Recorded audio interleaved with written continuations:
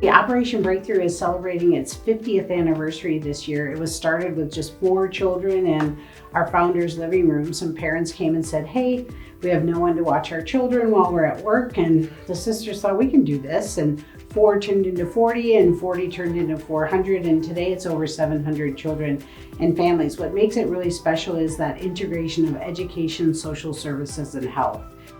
Operation Breakthrough has the ability as a nonprofit to create spaces within the building that cover more subjects. So they have a makerspace, they have culinary options across the street, they're able to create a STEM lab and now the Ignition lab. So I knew coming in that this school focused like all around on the whole child. Coming in, I thought STEM would be like, oh, we're gonna plant a garden and just watch a plant grow, which is really great and can bring really great learning to kids and opportunities, but often it gets glossed over. And so I think here at OB, actually though, having the makerspace, kids are building things like catapults and mixing colors and paints, and they're really intentional. And they're also using B-bots, which is a form of coding, which I never thought would be something in preschool.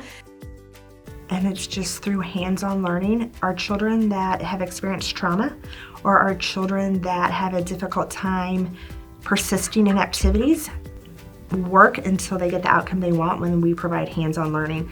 We also know that children make connections in the brain, and it is related to their real life if they get hands-on learning. We are not teaching to a test. We are giving them lifelong skills to be successful when they go to kindergarten, when they go to 6th grade, when they go to 9th grade, and college or into a career. So it's not that we want them to be able to tell us an answer, we want them to be able to solve the problem. Well, they can learn some new language, learn what coding is, and then learn, what an algorithm is, and how they can be a computer scientist because they're the person telling, the robot what to do. And I'm hoping it sparks, an interest, in computers, which maybe they wouldn't have already had if they hadn't, had that experience. So it also helps them, to believe in themselves and take risks, that they can make it go somewhere, and they don't know if it's going to work or not.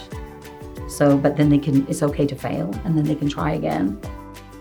The other thing I think that's really neat about the B-bot is that we're able to teach almost every single school readiness standard using that. So literally you can work on color, you can work on shape, you can work on one-to-one correspondence and counting and digit recognition. So there's all of those early academic school readiness indicators that just naturally go hand in hand with some of that work that the kids are doing. Sky's the limit. You have to believe in yourself. So, we just give them the foundation and then they can build upon it.